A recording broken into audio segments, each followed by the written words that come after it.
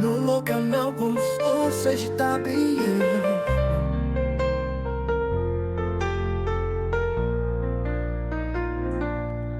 Olá, ouvintes do Lua Canal, sejam muito bem-vindos. Nosso episódio de hoje vai falar sobre terapia de casal. A minha convidada hoje é Ana Becker e eu queria conversar e perguntar para ela como é que você chegou nesse universo, Ana. Seja muito bem-vinda novamente, né? Já estivemos numa conversa em outro episódio sobre a terceira idade e hoje focando então no casal. Perfeito. Se apresenta aí brevemente e me diz como é que tu, de todas as áreas, por que tu escolheu essa? Ótimo. Então, primeiramente, obrigada, Lu, pelo convite, né? Boa tarde, bom dia para vocês aí que estão nos assistindo. Então, eu sou Ana Paula Becker, sou psicóloga clínica, sou professora universitária de pós-graduação, né? E fiz mestrado e doutorado na área familiar. E a minha especialidade dentro da psicologia é a abordagem sistêmica, né? Então, eu trabalho, né, como terapeuta familiar e de casal. Então, já respondendo como que eu entrei nesse universo, né? Então, além da docência, né, por esses temas da psicologia do desenvolvimento e da psicologia da família, sempre me interessou trabalhar com famílias, com indivíduos também, de forma individual e com casais. Então, a minha pós eu direcionei para essa temática, para esse foco, e ali eu fiz, então, uma especialização de quase 4 anos, né, mergulhando aí nesse universo. Então, muito me interessa, tendo vários casais, tanto de forma presencial quanto online também. E vejo a importância cada vez mais, né? Principalmente no momento atual que a gente vive, Então, né? a gente vem vivendo uma mudança, né, de paradigma. Porque há alguns anos atrás, praticamente era muito difícil a gente escutar, assim, abertamente, que um casal estava fazendo terapia. As pessoas faziam meio que na surdina, assim, meio que escondidas. Hoje não, hoje já tá mais suave, assim, tá mais fluido. As pessoas que fazem comentam, normalmente recomendam. Ah, cara, eu tô fazendo, tô feliz e tal.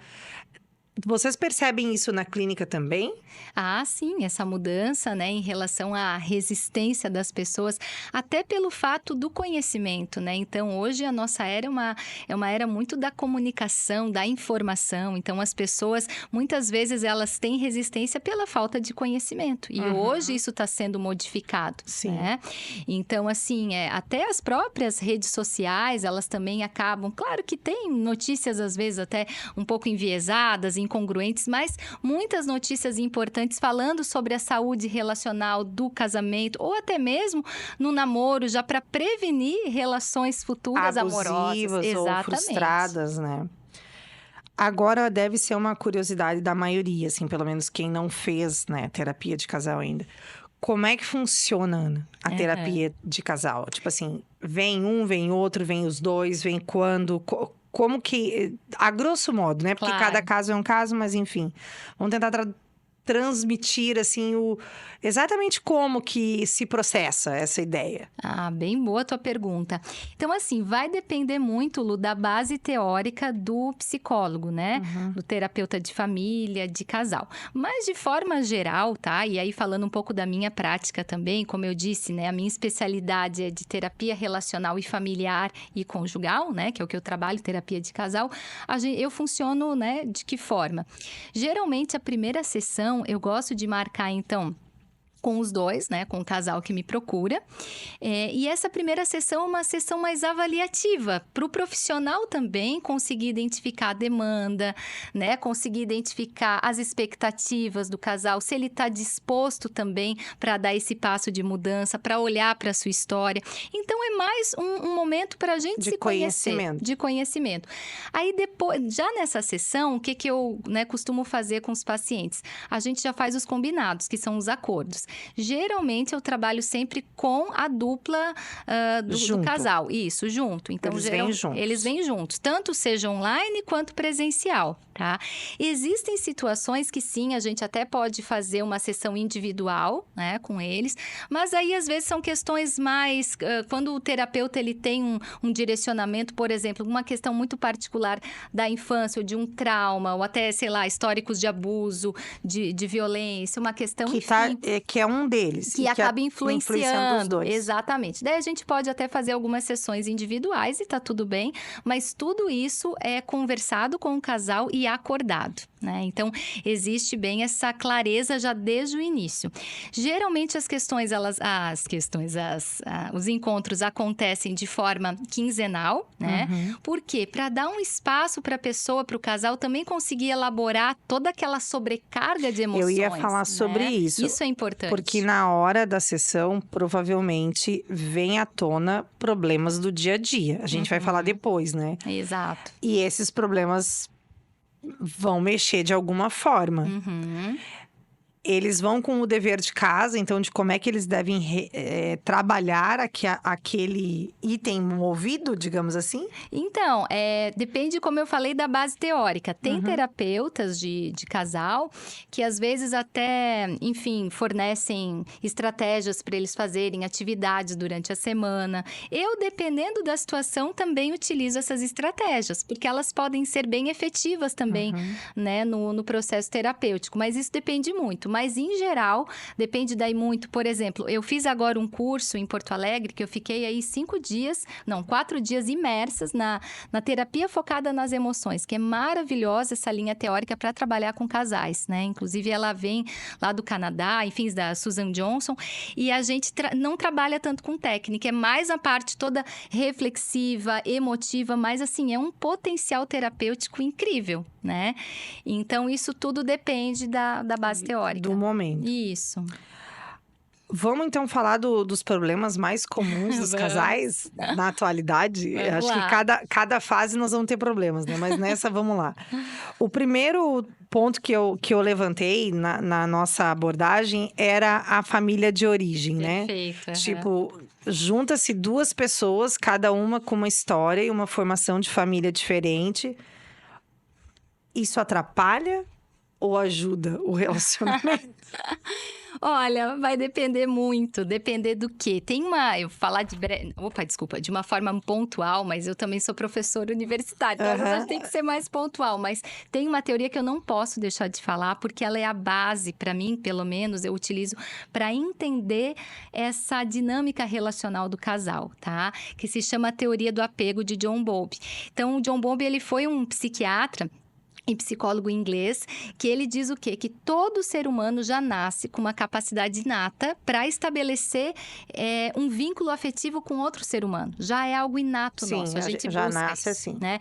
Mas o que acontece respondendo essa questão da família de origem? Muitas vezes, nossos primeiros vínculos que a gente teve lá atrás, na infância, não foi uma vinculação tão saudável, tão segura, né? O autor chama isso de apego seguro. Seguro quando as necessidades da criança foram atendidas, quando os pais, enfim, né, eram presentes, demonstravam afeto e tudo mais. Mas às vezes isso não acontece. E quando isso, dependendo da forma como a gente estabelece esses padrões lá na infância, Bowlby vai dizer que esse sistema de apego, ou esse sistema de afetividade, ele é ativo durante todo o ciclo de vida do indivíduo, né? E a gente atualiza isso na vida adulta, com os nossos parceiros e com as nossas parceiras. A gente repete. Repete. E aí é que é o X da questão.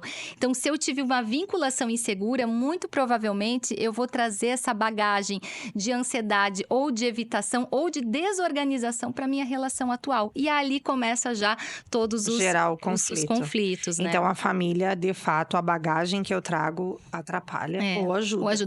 E até um outro ponto também em cima disso que é importante falar, que existe o que a gente percebe muito de uma lealdade também familiar. O que é essa lealdade? Às vezes eu carrego heranças, né, transgeracionais lá da minha família de origem, porque eu aprendi dessa forma. E se torna automático. E aí eu trago isso para minha relação a dois, como uma forma inconsciente de eu estar honrando a geração anterior. Então, isso acontece na terapia de casal, a gente tenta trabalhar com o casal para ele tomar consciência desses padrões e poder pensar em mudanças, né? Sim, que não necessariamente isso está honrando alguma coisa, né? Exato, exatamente. Ana, só troca o teu fone de posição, inverte ao contrário, eu coloco isso. Beleza. Sem problema. Eu acho que o segundo ponto de dificuldade do casal, pelo menos, a comunicação. Se tu fosse colocar, ele ia ser o top 1, né? Sim, esse aí é clássico, né? A gente sempre fala e é muito importante. Qual é a maior dificuldade do casal? Comunicação. É o top 1. É o top 1. Tá. Sim. Aí, como é que faz? Você fica como mediadora desse diálogo ou você constrói uma ponte de diálogo para o casal? Eu acho que é um pouco dos dois, né? O terapeuta, eu sempre digo que a gente não tem fórmula mágica.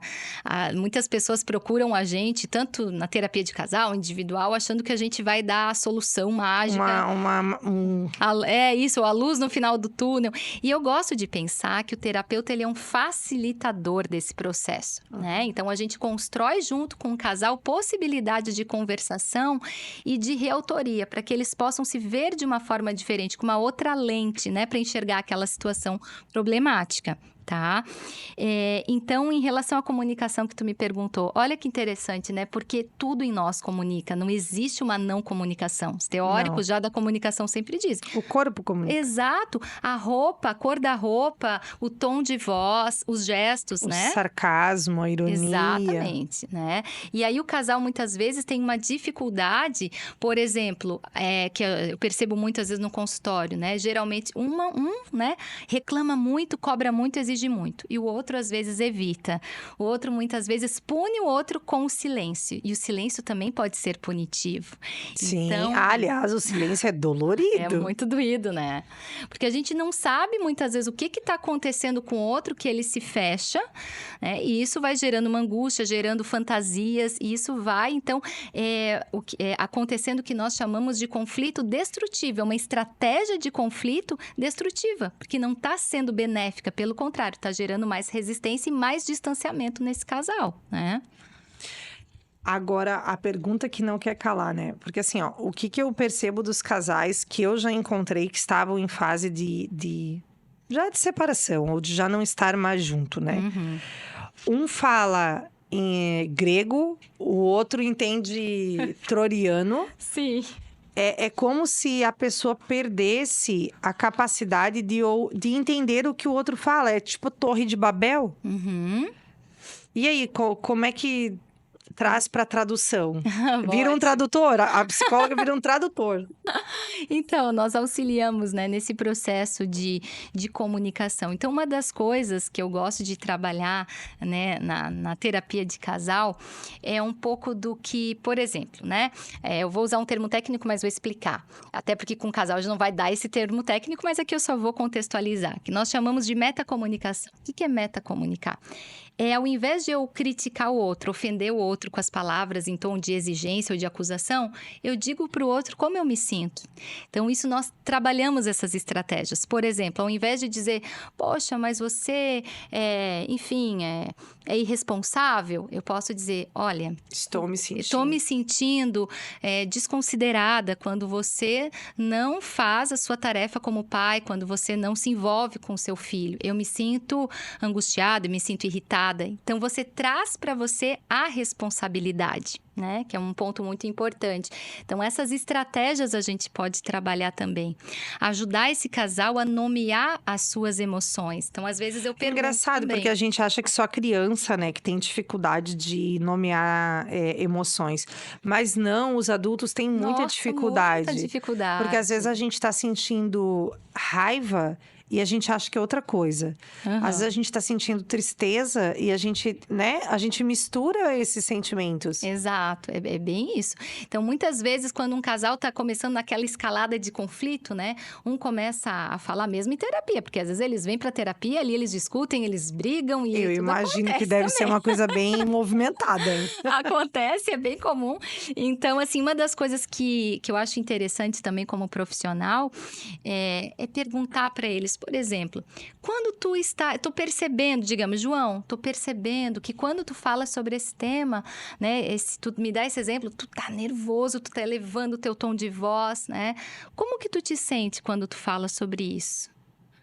Qual é a sensação no teu corpo que te traz quando tu fala dessa forma? Fulana, né, quando ele fala sobre isso, o que você sente? Como que é para você escutar o que o teu esposo está dizendo? Então, a gente circulariza, a gente tenta trabalhar, né, essa troca. Isso é muito potente. E deve ser muito efetivo, porque a maioria não consegue. Quando entram nessa bola de neve, já não... É tipo falar com a parede, né?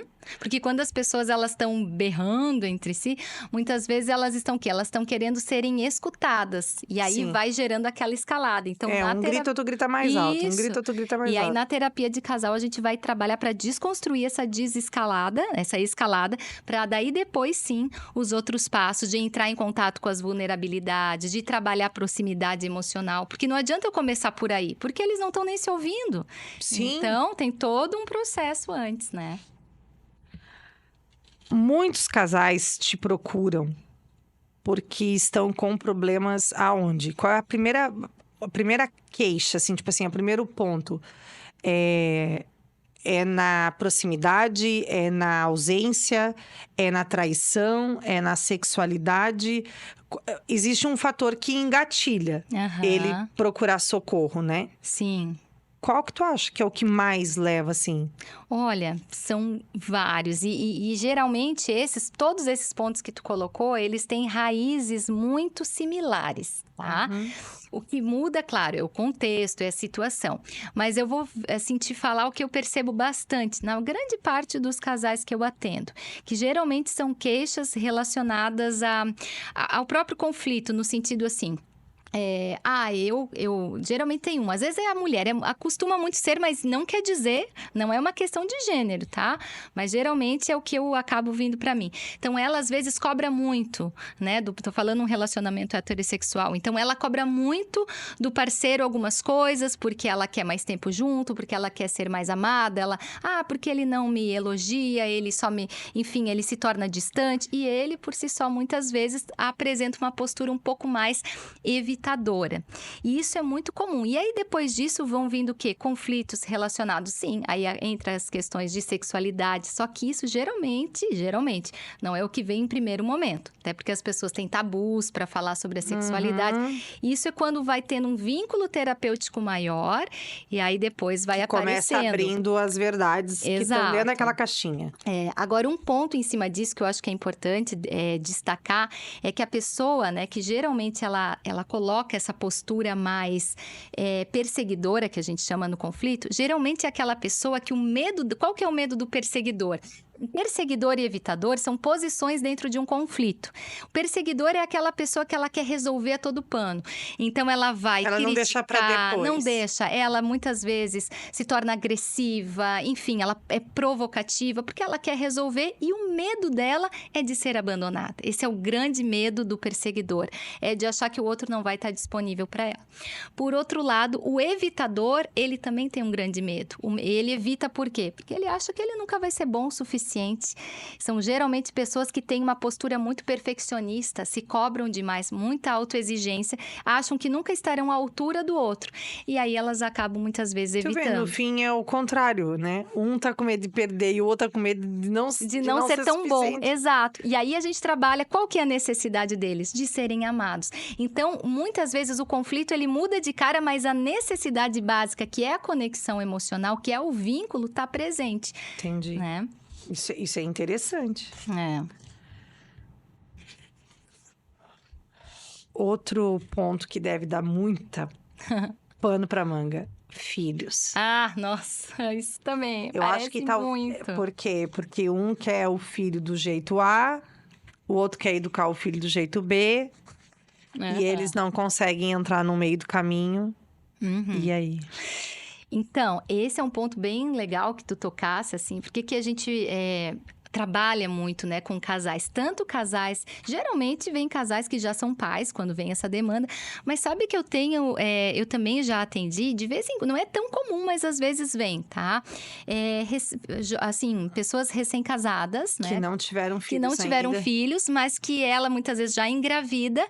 E aí, já quer trazer o parceiro pra terapia de casal para evitar esse tipo de conflito que tu estás trazendo. Isso é maravilhoso, porque aí... que bom seria se a gente pensasse se pudesse pensar de forma preventiva. Pois é, né? porque a gente só pensa no problema depois. Exato. E aí, respondendo a tua pergunta, o que eu percebo muito é que uma das necessidades da criança, a criança ela precisa de de limite, né? De continência, dessa proteção. E o limite, ele protege. E o que a gente percebe hoje, né? Não, né, depende, tem casos que sim, mas são de estilos parentais, né? Ou seja, da forma de ser mãe, pai e mãe, né? Às vezes negligente, tipo assim, não se envolve tanto com a criança, né? Deixa para os outros, para os avós cuidarem, para a escola cuidar essa negligência. Ou às vezes um estilo muito autoritário, né? O tempo todo regra e mais pouco envolvimento. Então, a gente trabalha dentro da terapia de casal, essas estratégias para lidar com os filhos de uma forma mais equilibrada entre limite e regra, mas entre afetividade também. E um ponto que é importantíssimo é que esse casal ele possa entrar em sintonia, né? Que ele possa validar a parentalidade do outro, que a gente chama, né, da coparentalidade, ou seja, como que o casal divide as suas tarefas educativas, o cuidado do filho, que isso possa ser equilibrado e que um possa, né, validar, respeitar o jeito de ser pai e mãe do outro. Meu, isso é muito difícil, gente. Isso é muito difícil. Porque às vezes um fala uma coisa e a criança é esperta, né? Não, a gente já fazia isso quando a gente pequena. era criança, exato, o pai né? dizia, não vai. Aí tu dizia assim, mãe, eu posso ir? Uhum, Tu acabou de perguntar pro teu exato. pai. Tu já sabe que tu ia criar uma confusão. Mas, enfim... E às vezes acaba desautorizando. Isso, e a gente é muito habilidoso em fazer isso. E isso, claro, não existem... A gente é ser humano, a gente muitas vezes, é óbvio, vai errar. Mesmo como profissional, né? A gente sabendo de todo o conhecimento, é ser humano. Mas tomar consciência disso já é muito importante, né? Para tentar não cair nesse erro novamente. Porque a criança, ela precisa dessa continência, dessa segurança. Ou seja, ela precisa saber o que esperam dela. Uma criança que não sabe o que esperar do adulto se torna uma criança insegura. Porque ela Não, precisa... e aquela chatice também. Tu diz assim, ó. Ele vem pra ti e diz assim, ó, mãe, eu posso fazer tal coisa? Daí tu diz, eu tenho que ver com teu pai. Uhum. Aí ela vai falar com o teu pai. Daí o pai diz assim: peraí, que eu tenho que ver com a tua mãe. Eu falei, vocês dois se decidam, né? Eu colocava o meu pai e minha mãe junto. Eu disse: olha aqui, ó, Fulano fica de frente com a Beltrana, agora eu quero fazer a seguinte pergunta. Porque, né? Senão você fica que nem uma bolinha de tênis. Uhum. Pai e mãe, ninguém resolve. Porque acaba, né, não querendo ter aquele compromisso muitas vezes. Tá com a cabeça no trabalho, tá com aqui, e aí quer muitas vezes não entra em contato com a necessidade da criança e vai delegando, né? Vai terceirizando e assumir a bronca, porque tipo assim, eu vou pra uma balada, sei lá, ela quer ir pra uma balada. Se eu autorizei, eu assumi a responsabilidade. Daí o outro diz assim, mas foi tu que deixou ir. Exato. Tem que ser um bom time, né? Então tem que ser tá tudo bem, tu deixou ir, mas vamos lá resolver, enfim.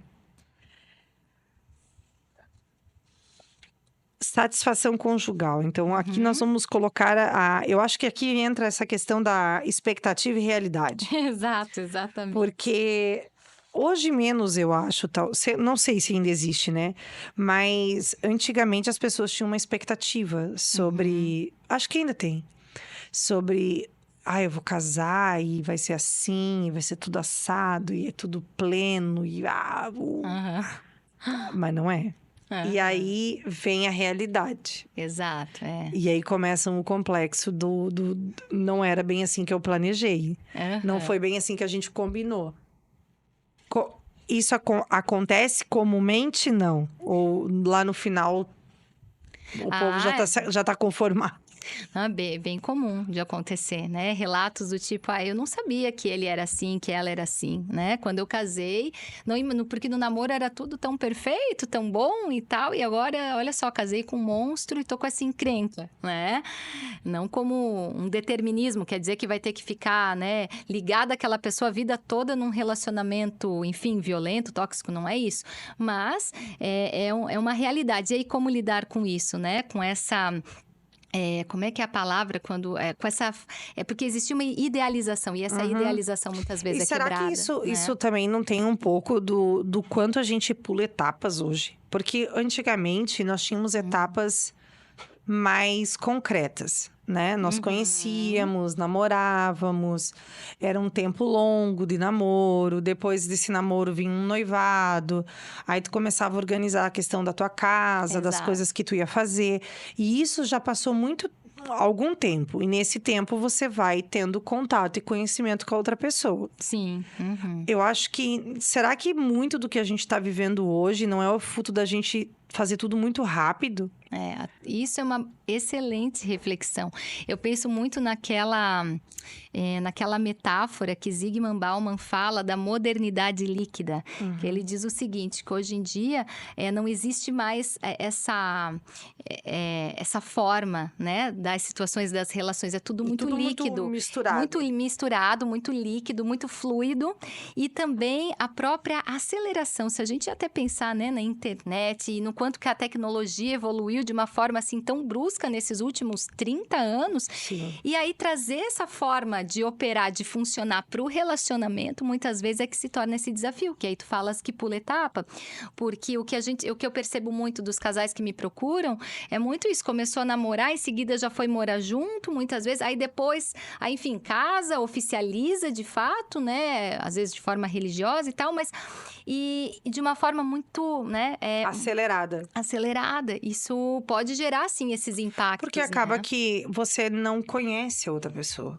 E o namoro deveria ser para isso, né? Para conhecer, para trocar ideia, para alinhar expectativas. E isso é outra coisa. No Brasil, a gente tem esse péssimo hábito. A gente não fala sobre fatos importantes antes de casar. Exatamente. A gente não fala, por exemplo, como nós vamos fazer com as nossas finanças. Exato, né? Perfeito. Exemplo, você vai trabalhar e eu vou gerenciar a casa, nós dois vamos juntar o dinheiro. Se for assim, a gente não resolve essas coisas antes. A gente só casa e sai fazendo. Nós vamos ter filhos? Sim. Quantos? Como? Exato. O quanto que a gente não dialoga sobre isso. Nos outros lugares do mundo, as pessoas falam sobre isso antes. Então, esse é um ponto muito importante. Inclusive, eu tenho um trabalho agora bem bacana que eu faço com jovens adultos, né? E aí tem vários temas, assim, né? Finanças, vida profissional. E aí tem a parte, né? Da vida amorosa, no caso, a vida conjugal. E aí, nesses encontros, são encontros de grupo, nós trabalhamos, né? Exatamente esses pontos que tu levantou. Né? Como uma forma protetiva também, enfim, desse jovem adulto se colocar num relacionamento de uma forma mais criteriosa, mais reflexiva, mais madura. Então, isso é muito importante. Recentemente, a gente teve aí um apresentador que casou, estava super feliz e tal. E daí, ele resolveu que ele não quer ter filho. A mulher dele queria ter filho. E aí, já estava super envolvido. Não, já casados, já anos casados, entendeu? Eu te falei, tá, e vocês nunca... Tipo assim, eu pensei, né? Será que vocês nunca conversaram sobre esse assunto antes?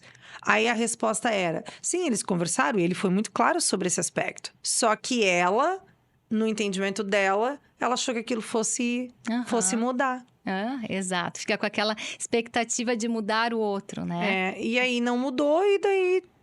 Então, assim, são coisas que é difícil, mas na verdade podia ter sido resolvido antes. Sim. Era só ter conversado já lá no início do namoro. Exato. Ou não, tu não quer ter filho? Então tá, então pra mim não dá, porque eu quero. Então, né, é uma prioridade pra mim. E o meu amor não é maior do que esse de querer ser pai. E que loucura. Poderia ter prevenido, né, já alguns conflitos sobre isso, e o né? tempo perdido, E o tempo, né? exato, Porque, sei lá, ficou 10 anos com o cara e daí agora não tá, não. Agora não vai rolar mais, enfim. Exatamente. Dá muita briga no consultório. É comum, né? Darem as discussões, né? Choro assim, porque nós já choramos bastante. Muito... A mulherada já chora Mas sabe graça. Que tem muitos homens também que se emocionam. Eu acho que tem mudado também a postura do homem dentro também do consultório. Pelo menos eu tenho alguns pacientes homens, tanto no individual quanto em terapia de casal. E eu percebo uma abertura muito maior, sabe?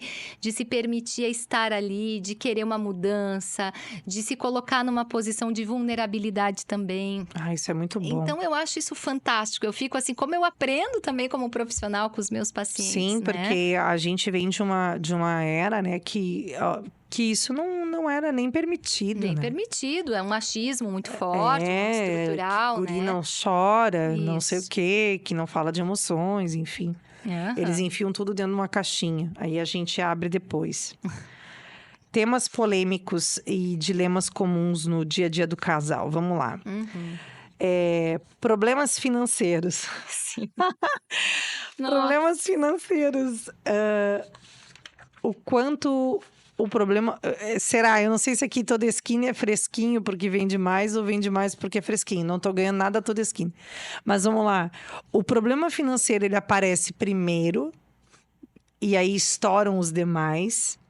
Ou ele é uma consequência dos demais? Olha, eu acho que pode ser os dois, Pode? sabe? Acredito que sim. Pelo menos eu tô até pensando em alguns, né? Que eu vou falando aqui, vou lembrando, Vai lembrando dos casos, né? Mas eu percebo que essa questão financeira, assim, ela é muito fundante. Porque se a gente parar para pensar, né? Qual que é a relação que a gente estabelece com o dinheiro? Como que aprendemos a lidar com o dinheiro? Muitas vezes essa educação financeira, ela nem é feita. Agora né? começou, Agora, né? Mas na nossa geração não tinha, muitas não. vezes não. E aí, isso, como que a gente vai aprendendo? Com os modelos que temos, que somos, né, geralmente o pai e a mãe, os avós, enfim, quem cuida dessa criança. E assim como as demais questões de afeto, como eu falei antes na teoria do apego, as finanças também. Então, eu vou levar esse aprendizado e replicar. E aí, uma das questões que a gente tenta trabalhar com o casal, né, é qual é o significado, por exemplo, de ganhar dinheiro, de ser bem-sucedido, como que é para ti, né, e para você, como que é. Quais as metas que vocês têm em relação a casal? Porque às vezes um tem uma meta muito estruturada, uma perspectiva, e o outro só pensa em usufruir, né? Ou em gastar, ou em lazer. Então isso precisa alinhar. As expectativas precisam estarem alinhadas. E isso na terapia de casal a gente tenta esclarecer, ajudar esse casal a entrar em contato com a sua necessidade. E as questões de dinheiro também, elas têm, às vezes o buraco é mais embaixo, né? Questões de confiança, às vezes podem estar implicadas, né? Quanto que eu confio no outro, porque quando eu falo, né, de dinheiro, né? Eu tô falando também na questão de poder, de confiança, de controle. Tem pessoas muito controladoras. E aí, isso em tudo na vida, e no dinheiro e nas finanças também.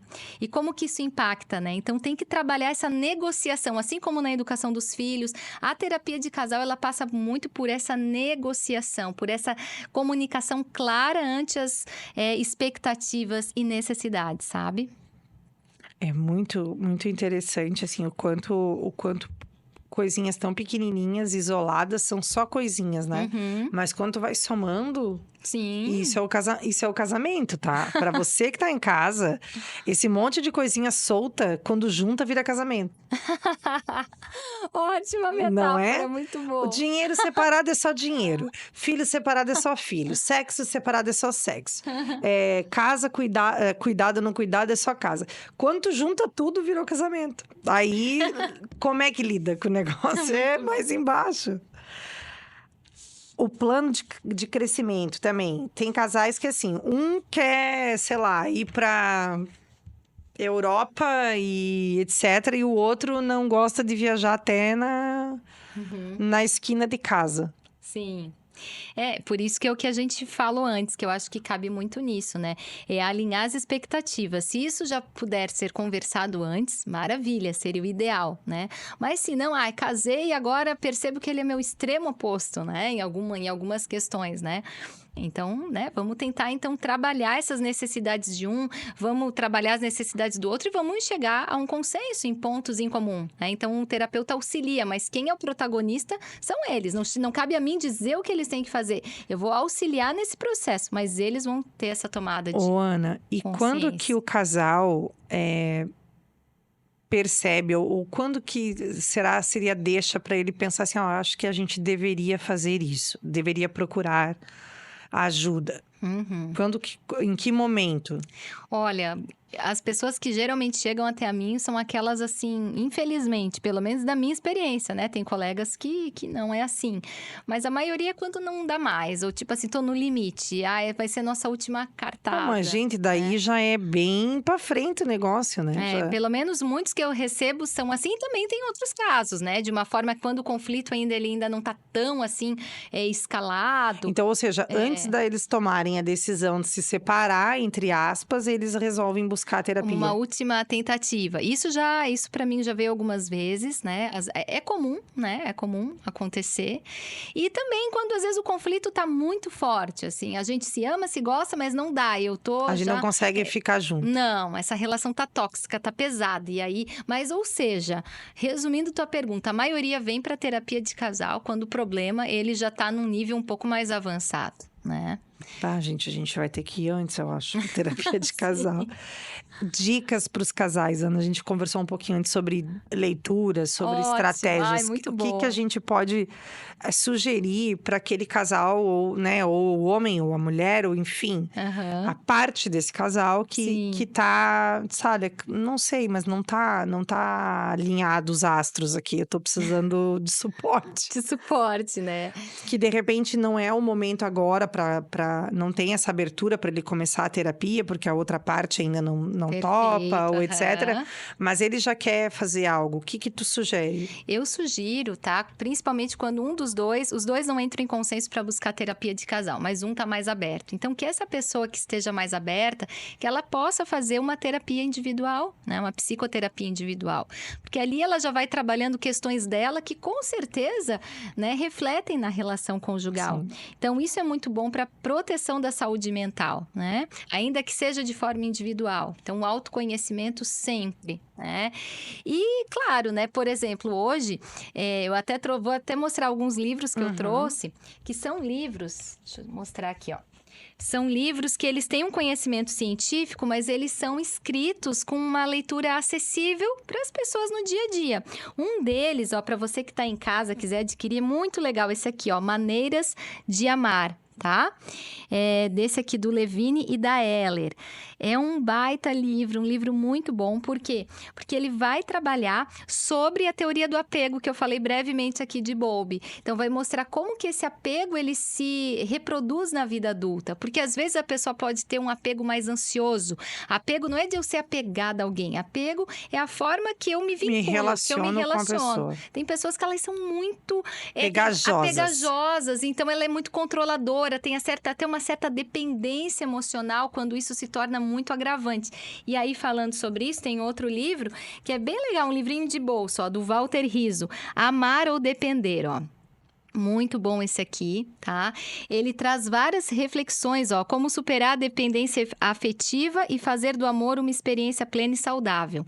Eu vou colocar depois Na descrição? na descrição Ótimo. do episódio todas as nossas dicas ali de livro. Bem legal. Que daí o pessoal pode acessar e procurar em casa para comprar. Claro, é bem bacana, assim, traz várias reflexões. Tem mais um sobre casais, que esse eu tô terminando de ler, que é do John Gottman, né? Então, esse autor aqui, ele é referência em terapia de casal, ele tem um instituto famoso que se chama 8 Conversas para uma Vida Inteira de Amor, esse livro aqui. Tá?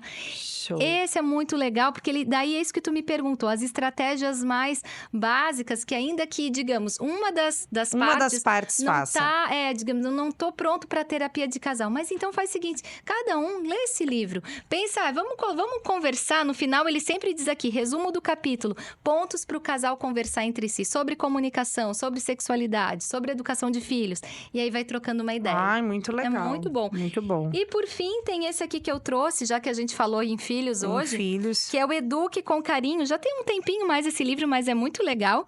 Essa é a versão para os pais, só que de uma forma bem lúdica, mas muito boa, como a autora vai descrevendo. Tem até figurinhas, ela é bem, assim, por tópicos.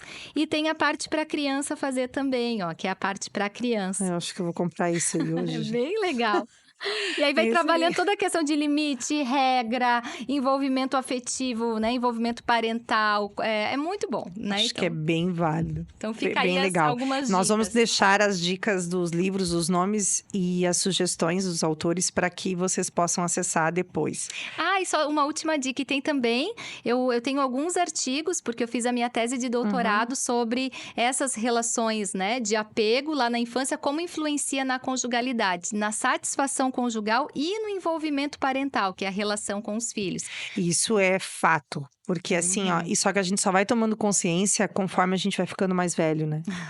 Na prática mesmo, né? Quando vai vivenciando. Porque assim, ó, depois que tu chega numa determinada idade, tu começa a ver como tu foi criado e como que aquilo reverberava lá atrás e o que você tá replicando. Claro que isso é autoconhecimento, tá? A gente tem 20 anos de terapia nas costas, mas enfim... é muito gritante, que daí você enxerga não só o teu, mas tu enxerga o dos outros também. Exato. Ó, por que fulano tá agindo assim? Porque lá o pai dele, a mãe dele, o vô dele, enfim, tinha esse tipo de comportamento, esse tipo de prioridade, esse tipo de atenção. E só que isso não é justificativa, né? Exato. Pra pessoa pegar, não, eu fui criado assim, Não. paciência. E também não é determinista, né? Por isso que a gente pode mudar, que bom que nós, Todo né? dia. A gente pode mudar, a terapia serve como esse processo de mudança também, né? E é isso que a gente trabalha também, a desconstrução, a descontinuidade desses Desse padrões, comportamento. exatamente, desses padrões destrutivos, muitas vezes. Ô, Ana, vamos pro concordo e discordo? Vamos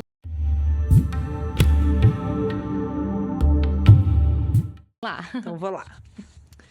O silêncio é sempre melhor do que discutir durante um conflito? Eu vou me abster. Eu não sei, eu acho que não, gente. Não, a gente tem que Mas eu vou conversar. dizer, eu uso o silêncio bem usado. É Porque intencional. o meu silêncio é fatal. Eu vou discutir, mas a hora que eu calar, filho de Deus. Então, não. Quem ama não precisa pedir desculpa. Claro que não, gente! Não, Quem né? ama precisa pedir desculpa, com todas as letras ainda. Discussões frequentes indicam que o relacionamento está fadado ao fracasso. Discussões Frequentes. frequentes. Olha, eu vou colocar discordo. Sabe por quê? Porque não necessariamente todo conflito ele precisa ser destrutivo. Tem Sim. conflitos que são construtivos. Que bom que as pessoas conseguem, né, ter uma briga, entre aspas, saudável. O que é briga? É um pedido de conexão emocional. E essa briga, ela pode ser saudável, ela pode ser construtiva. Você pode estar dizendo exatamente algo que te incomoda e a outra parte ouvir essa outra... Essa aquilo. queixa, né? Exato. E atendê-la de alguma forma, né? Uhum. Ou explicar, né, exatamente o que aconteceu. Casais felizes não precisam de terapia. Era isso que a gente falou, né? Que era bom se começasse antes. Começa a prevenção antes, né? Evita, né, o negócio. Sim. E tem realmente aquele papo das crises. Tipo assim, ó, crise dos 7 anos, crise não sei do que dos anos. Que a galera curte, tá? Não, eu tô na crise dos 7 anos. Aí outros, eu tô na crise dos 14 anos. Que diz que 7 e 7, isso é espelho, que eu sei, né? Que quando a gente quebra dos 7 anos já sabe. Olha, é que isso acaba se tornando um pouco o senso comum, mas tem uma, digamos assim, tem uma base por trás que é a teoria do ciclo vital da família. A família passa por ciclos, o casal passa por fases, mas não necessariamente a cada 7 anos, a cada 10 anos, não. E tem que brigar nessas fases, né? Não, mas são fases típicas. Por exemplo, um jovem casal, um casal novo, que não de idade, mas que acabou de formar essa união conjugal.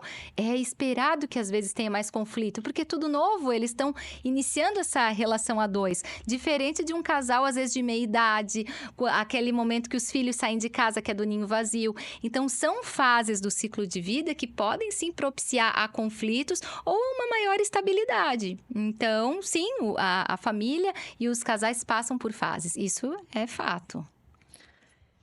É inevitável que os filhos afastem o casal.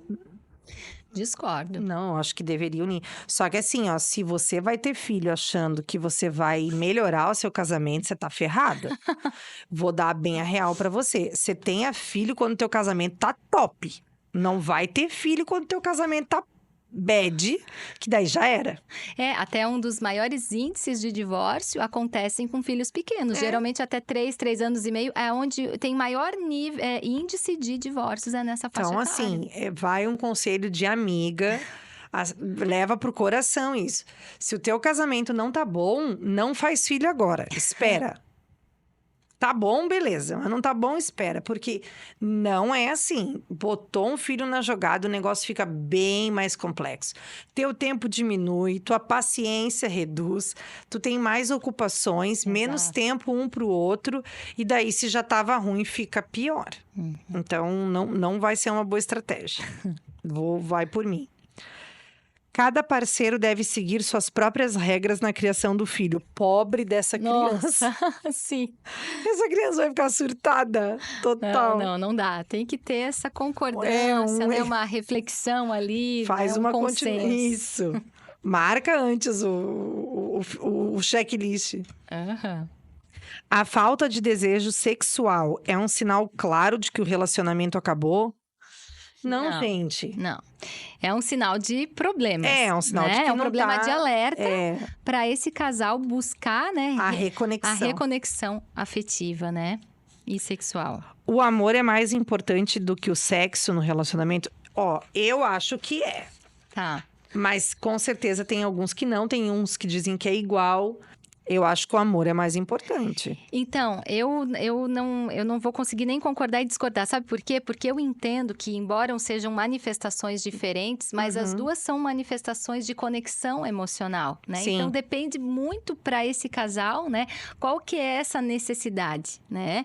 E até porque, se eu for pensar do ponto de vista da teoria do apego, o sexo é uma forma de conexão afetiva também, né? Então, é muito difícil dissociar, muito simplista, amor e o sexo. Porque até mesmo no sexo tem uma troca afetiva, né? Sim. Então, Deveria, muito difícil. né? É.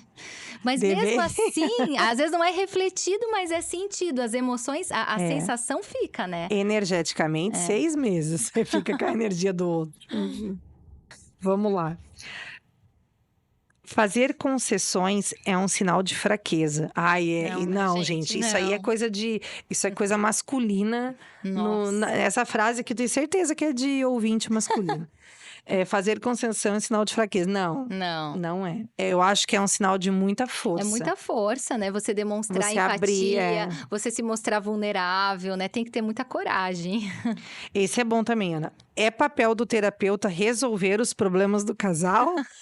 Eu vou colocar discordo. A gente vai lá com essa intenção, mas E vou não... justificar o que eu falei antes. A gente não tem essas respostas mágicas. Tão bom se tivéssemos, né? Sim. Mas é que o processo terapêutico, ele é um processo de co-construção. Você constrói junto com o teu paciente. Eu posso ter as melhores reflexões e técnicas, mas se a pessoa ela não quiser se ajudar ou estiver disponível para isso, não tem como fazer milagre, né? Se tipo, a pessoa não, às vezes não quer mais ficar junto, às vezes já tá noutra energia e aí... Até porque a terapia de casal, nem sempre as pessoas elas vão permanecerem juntas. Às vezes né? elas vão decidir... Elas acabam decidindo pelo divórcio, mas aí a gente vai pensar num bom divórcio, num divórcio seguro, para honrar aquela relação que teve, né? Para que seja de uma forma menos conflituosa e respeitosa. Então também pode acontecer, né?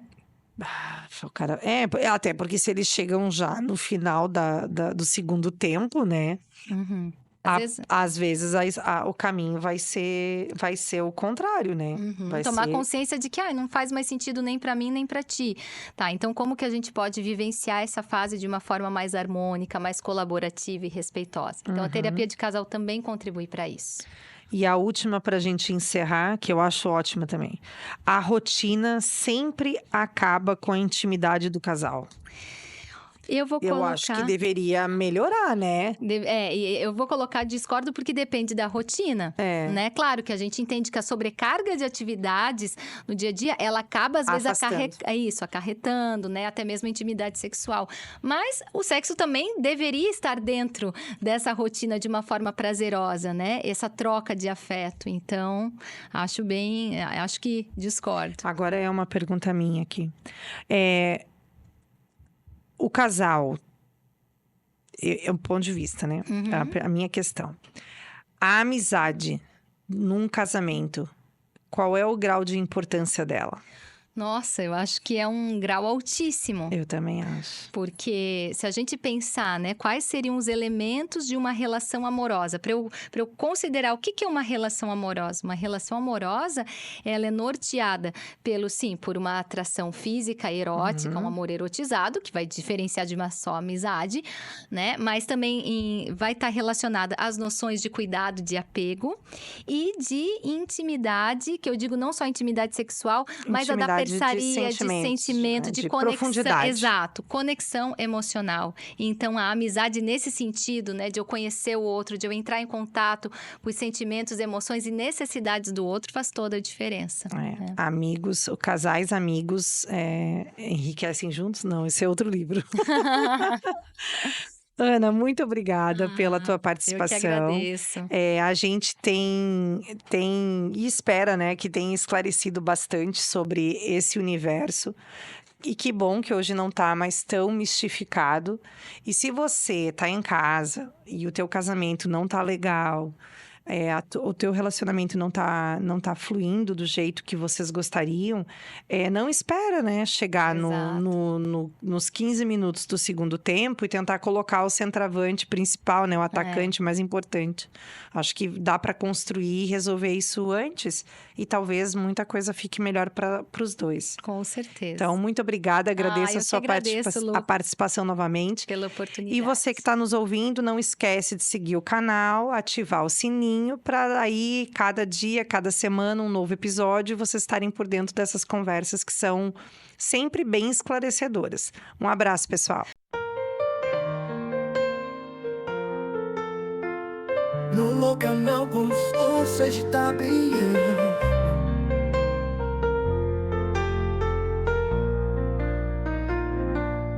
No lugar não, o sol está a brilhar e Luciana nos guia, nos faz iluminar a saúde e o bem-estar, a chave do amor. E a vida é mais leve, com todos em cor. Vamos juntos elevar e inspirar.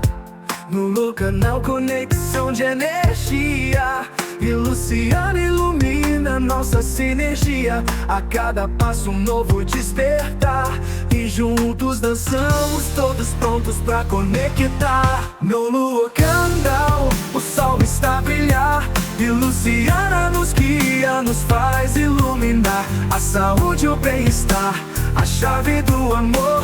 E a vida é mais leve, com todos em cor. Vamos juntos elevar e inspirar. No canal conexão de energia, e Luciana ilumina nossa sinergia. A cada passo um novo despertar, e juntos dançamos, todos prontos pra conectar.